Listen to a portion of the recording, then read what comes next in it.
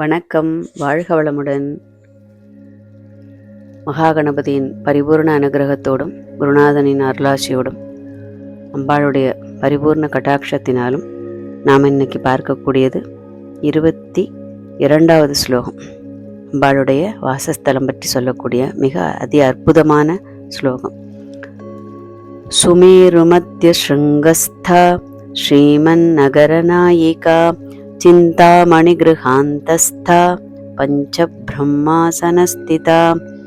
சுமேரு மத்திய ஸ்ருங்கஸ்தா ஸ்ரீமன் நகரநாயிகா சிந்தாமணி கிருஹாந்தஸ்தா பஞ்ச பிரம்மா ஆசனஸ்திதா. 4 நாமாவாக பிரியக்கூடியது. சுமேரு அம்பாளுடைய வாசஸ்தலம், அம்பாள் எங்க வாசம் என்றான்னு சொல்லக்கூடிய அதி அற்புதமான ஸ்லோகம். பொதுவாக சிவன் எங்க வாசம் பண்றாருன்னா உடனே நம்ம சொல்லிடுவோம் கைலாயம். விஷ்ணு எங்க வாசம் பண்றாருன்னா வைகுண்டம்னு சொல்லுவோம். பிரம்மாவுடைய லோகம் சத்தியலோகம். சாக்தர்களுக்கு ரொம்ப பரிச்சயமானது அம்பாள் எங்க வாசம் பண்றாருன்னா ஸ்ரீநகரம்னு சொல்லக்கூடியது. அதுல சுமேரு அப்படின்னு சொல்லக்கூடிய ஒரு அழகான சிகரம். இது எங்க இருக்கு அப்படின்னு கேட்டா, இந்த 3 மலைகளுக்கும் மேலாக இருக்கக்கூடியது. சத்தியலோகத்திற்கும் வைகுண்டத்திற்கும் கைலாசத்திற்கும் மேலாக இருக்கக்கூடியது சுமேரு. அம்பாளுடைய அந்த சிகரத்து பேரு மேரு. அது ரொம்ப அழகான சுமேரு. அதனால சுமேரு மத்திய ஸ்ருங்கஸ்தா, அதன் மேல் இருக்கக்கூடிய சிகரத்தில் ஸ்திதியாக இருப்பவள், வாசம் பண்ணக்கூடியவள். ஸ்ரீமன் நகர நாயிகா, அம்பாளுடைய நகரம் ஸ்ரீநகரம்.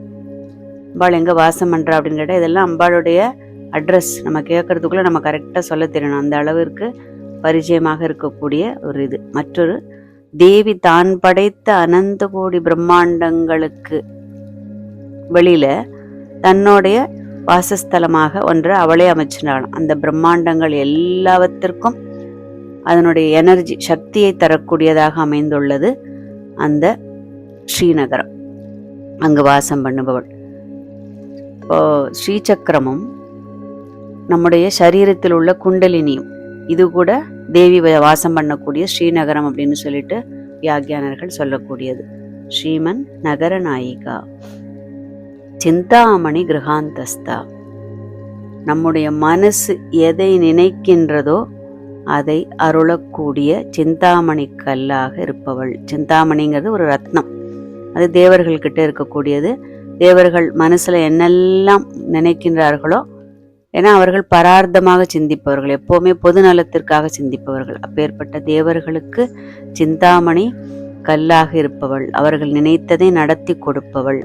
அப்படின்னா மனசு எப்பவுமே நமக்கு மாத்திரம் எதையும் நினைக்காமல் பொது நலத்திற்காக எல்லாருக்கும் நன்மை பயக்கக்கூடிய விதத்தில் இருக்கக்கூடிய விஷயங்களை நாம் நினைத்தால் அதை தேவி உடனே நடத்தி தருபவள். இன்னொன்னு, நம்முடைய சிந்தனைகளினால் கட்டப்பட்ட, சிந்தனைகள்ங்கிறதே ஒரு கல்லுன்னு வச்சுப்போம், ஒரு செங்கல்லா வச்சுப்போம்.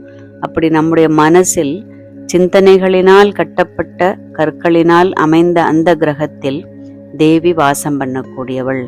அப்ப நம்முடைய சிந்தனைகளை நம்முடைய கட்டுப்பாட்டில் வைத்திருக்கிறது எவ்வளவு முக்கியம்னு இதுல இருந்து தெரிஞ்சுக்கணும்.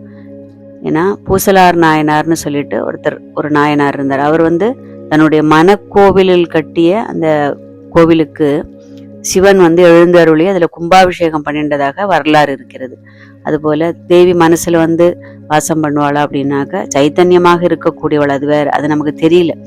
ஆனா நம்ம மனசுல வரிஞ்சு எதெல்லாமோ கற்பனை கோட்டை கட்டி அப்படி இருக்கணும், இப்படி இருக்கணும், அதை பிடிக்கணும், இதை பிடிக்கணும்னு என்னெல்லாமோ நினைக்கிறோம் இல்லையா?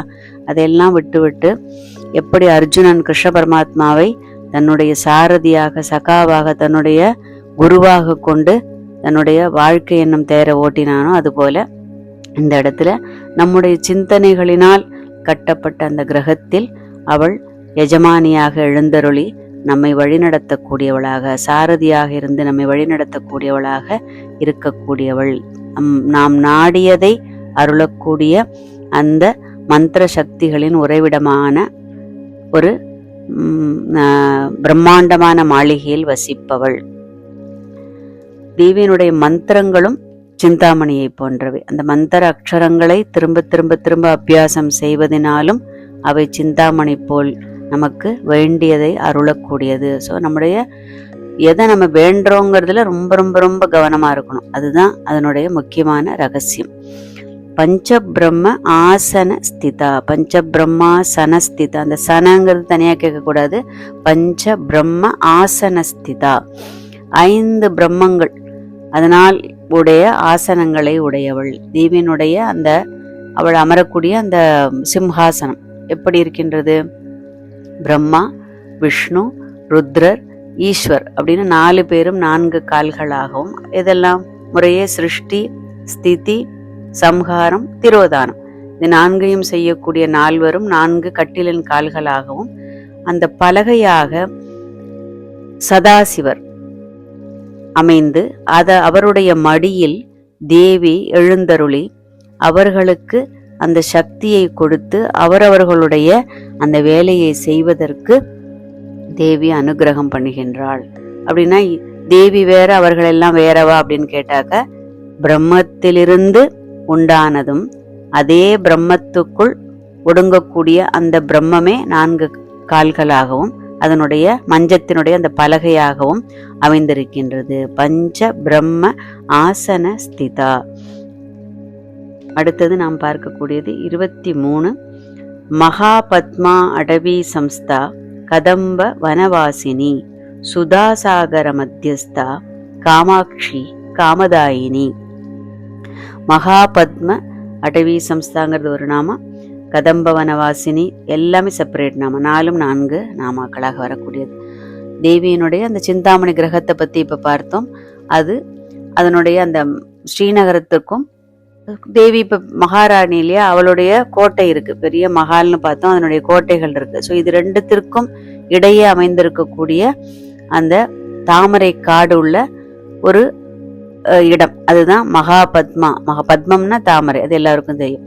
அப்படி மகாபத்ம அடவி சம்ஸ்தா, இது 2த்துக்கும் அமையப்பட்ட அந்த மகாபத்மங்கிறது இன்னொரு அர்த்தத்தில் பார்த்தோம்னா ஒரு சிறந்த யானையினுடைய ஒரு வர்க்கம், அதனுடைய நிறைந்த ஆரண்யம்.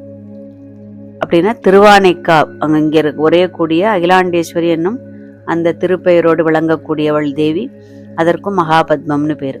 இன்னொரு அர்த்தம் பார்த்தோம்னா நம்முடைய குண்டலினி சக்திக்கு ஆதாரமாக இருக்கக்கூடிய மூலாதார சக்தியிலிருந்து ஆக்ஞா வரைக்கும் 6 ஆதாரங்கள் இருக்குன்னு பார்க்குறோம். அந்த 6 ஆதார சக்கரங்களுக்கு மேலாக இருக்கக்கூடியது சகசிராரம் என்று சொல்லக்கூடிய கோடிக்கணக்கான, சகசிரம்னா 1000 தான், பட் 1000ங்கிறது ஒரு கணக்குக்கு தான். அப்படி கோடிக்கணக்கான இதழ்களை கொண்ட அந்த அழகான பத்மத்தில் அவள் எப்படி இருக்கா? அதனுடைய அந்த சகசிராரத்துக்கும் ஆக்ஞாவிற்கும் இடைப்பட்ட பகுதி, அந்த இடத்துல தான் நம்முடைய உயிரும் உறைவதாக சித்தர்கள் சொல்லக்கூடியது. உயிர் எங்க இருக்கு அப்படின்னா நமக்கு சொல்ல தெரியாதுல. உயிருங்கிறது ஒரு ஒளி மாதிரி இருக்கக்கூடிய ஒரு வஸ்து. அது உயிர் இந்த சரீரத்தில் எங்கே இருக்குன்னு சொன்னாக்கா யாராலும் அதை தொட்டு காமிக்க முடியுமானா முடியாது. ஏன்னா அது எங்கே இருக்குது அப்படின்னா நம்முடைய ஆக்ஞா சக்கரம், இந்த புருவங்களுக்கு இடையில் இருக்கக்கூடிய அந்த மத்திய பகுதிக்கும் சகசிராரம் நம்முடைய உச்சந்தலை, அதன் 2க்கும் நடுவில் இருக்கக்கூடிய ஒரு 1.5 இன்ச் அளவு ஒரு உத்தேசமாக சொல்லக்கூடியது. அதனால் அந்த இடத்தில் தான் நம்முடைய உயிர் உறையக்கூடிய இடமாக அமைந்திருக்கின்றது. ஸோ அதற்கும் மகாபத்மம் அப்படின்னு சொல்லிட்டு ஒரு பெயர் உண்டு. ஸோ மகாபத்மா அடவி சம்ஸ்தா கதம்ப வனவாசினி. தேவி வசிக்கக்கூடிய அந்த சிந்தாமணி கிரகம் இருக்கு இல்லையா, அதை சுற்றி இருக்கக்கூடிய நிறைய தேவலோகத்தை சேர்ந்த மரங்கள் இருக்கக்கூடிய அடர்ந்த காடு போன்ற ஒரு பகுதி, அங்கே வசிக்கக்கூடியவள். கடம்ப வனம்ங்கிறது மதுரைக்கும் ஒரு பெயர் உண்டு. அப்போ மதுரையில் உரையக்கூடிய மீனாட்சி அப்படின்னும் எடுத்துக்கலாம், 2 அர்த்தத்தில் எடுத்துக்கலாம். சுதாசாகர மத்தியஸ்தா. சுதாசாகரம்னா தேவி எத்தனையோ கோடி பிரம்மாண்டங்களை படைக்கிறா இல்லையா, 108ன்னு சிவபுராணம் சொல்லக்கூடிய அது மாதிரி அதற்கும் மேல் நிறைய இருக்கின்றது, ஒரு கணக்குக்காக நமக்கு சொல்லப்படுகின்றது. அப்படி பல கோடி பிரம்மாண்டங்களை படைத்த அந்த தேவி தன்னுடைய அந்த ஸ்ரீநகரத்தை சுற்றி இருக்கக்கூடிய சுதாசாகரம் அப்படின்னு ஒரு அமிர்த கடல் அங்கே அமைஞ்சிருக்கான். அதன் நடுவே வசிக்கக்கூடியது தான் இந்த சிந்தாமணி கிரகம். அப்போ அந்த ரத்ன தீவுன்னு சொல்லக்கூடிய அந்த சுதாசாகரத்தில் வசிப்பவள். எல்லா பிரம்மாண்டங்களுக்கும் சக்தியை கொடுக்கக்கூடியதாக இந்த சுதாசாகரம் அமைந்திருக்கின்றது. நம்முடைய சரீரத்தில் இந்த மாதிரி இப்போ பார்த்தோம் இல்லையா, அதே மாதிரி அந்த ஆக்ஞா சக்கரத்திற்கு மேலே கொஞ்சம் மேலே இருக்கக்கூடிய பகுதிக்கும் சுதாசாகரம்னு சொல்லிட்டு ஒரு பெயர் இருக்கின்றது. சுதாசாகரம்ங்கிறது அமிர்தக்கடல். எல்லா பிரம்மாண்டங்களுக்கும் அந்த சக்தியை கொடுக்கக்கூடிய ஒரு அமிர்தமாக இருக்கக்கூடிய அந்த கடலை உடையவள் சுதாசாகர மத்தியஸ்தா. அதன் நடுவில் வாசம் பண்ணுபவள். ஏன்னா சென்டர் ஆஃப் த பாயிண்ட்னு எல்லாத்துக்கும் ஒன்று இருக்கும் இல்லையா, அதனுடைய எனர்ஜி தான் இந்த எல்லாவற்றிற்கும் ஜீவசக்தியாக இருந்து அதனுடைய வேலையை செய்ய அது உதவுகின்றது. சுதாசாகர மத்தியஸ்தா. காமாட்சி, நம்முடைய காமங்களை தன்னுடைய அக்ஷியினாலேயே பூர்த்தி பண்ணுபவள். காஞ்சிபுரத்தில் உறையக்கூடியவள் காமாட்சி.